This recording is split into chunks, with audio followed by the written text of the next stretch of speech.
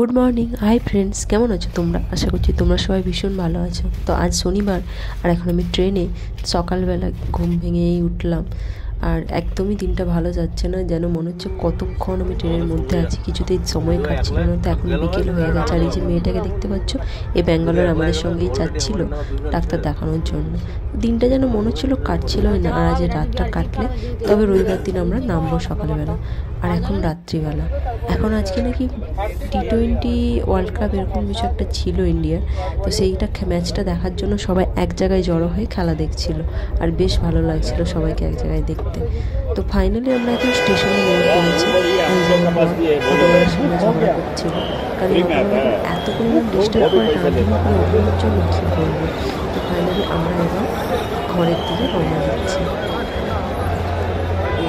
তো এই যে রুমে পৌঁছে গেছি, এসে সব কিছু রেখে দিই। আগে আমি রান্নাঘরে ঢুকেছি, আর আমি যেভাবে গুছিয়ে রেখে দিয়ে গিয়েছিলাম সব কিছু সেভাবেই আছে। যে গ্যাসটাকে আমি ঠিক করে রেখে গেছি, এখানে বাসনপত্র চাপা দিয়ে রেখে গেছি। আর আমার ঘরটাকে তো আমি দেখাবো।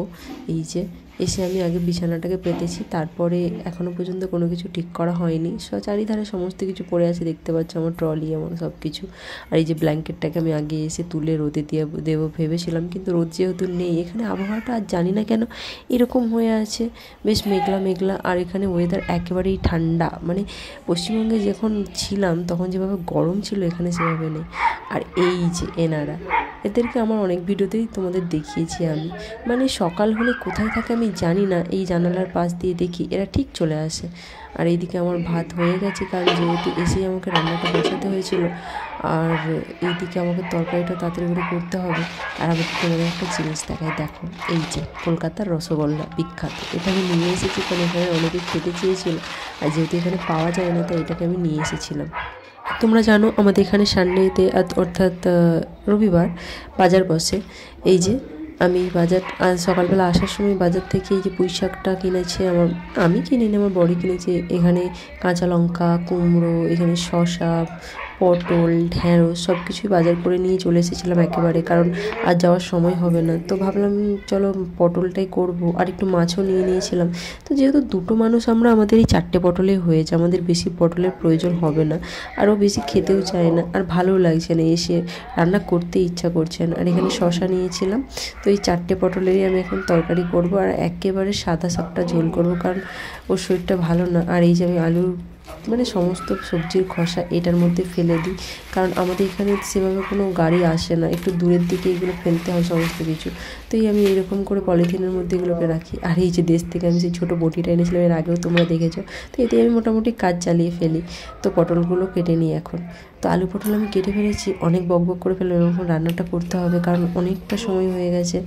আর যেহেতু আমরা সেভাবে কিছু খেয়ে আসিনি, সকাল থেকে কিছু খাওয়া হয়নি, তারপর আমার বড় বলছে তার শরীরটা ভালো নয়। তো এই জন্য ওকে ভাবলাম একটু ওআরএসটা গুলে দিই, কারণ ট্রেনে অনেক খাবার খাওয়া হয়েছে, তো পেটটা অনেকটা খারাপ হয়ে গেছে। আর এদিকে আমি তাড়াতাড়ি করে দুটো বসিয়ে দিয়েছি, একটা কড়া বসিয়েছি আর একটা এই যে সসপ্যান বসিয়েছি, কারণ আলু পটলটা ভেজে নিতে হবে। তো একদিকে আলু আর একদিকে পটলটা আমি ভাজতে বসিয়ে দিয়েছি। পটল আলুটা ভাজা হোক, ততক্ষণ আমার বড় একটু আমি ওআরএসটা গুলে দিই, কারণ ওর শরীরটা খুবই খারাপ বলছে। আর ট্রেনের খাবার মানে জানো, আমরা যেদিন লাস্ট দিন খেয়েছিলাম রাত্রিবেলা, ওই দিন মাছটা একেবারেই পচা ছিল, মাছটা ভীষণ গন্ধ ছাড়ছিল, যদিও খেতেই পারিনি। কিন্তু তারপর থেকে ওর শরীরটা বলছে ভালো লাগছে না, পেটটা খারাপ হয়েছে। তো আমি ওআরএসটা ওকে এই জন্যই বলে দিচ্ছি, কারণ এটা খেলে অনেকটা দেখেছি আমি শরীরটা বেশ ফ্রেশ লাগে। আর এটা আমার জন্যই কিনেছিলাম ট্রেনে, যেহেতু আমার অসুবিধা হয় প্রায়ই।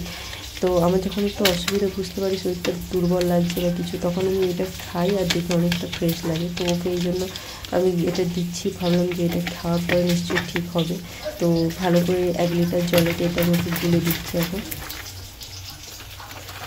এদিকে দুদিকে দুটো বসিয়ে আমাকে রান্নাটা তাড়াতাড়ির মধ্যে করতে হবে, কারণ ওকে অনেকটা খিদে পেয়ে গেছে, আর আমাকেও খিদে পেয়ে গেছে, যেহেতু সকাল থেকে আমরা যেভাবে কিছু খাইনি, নাস্তা করার সময় হয়নি।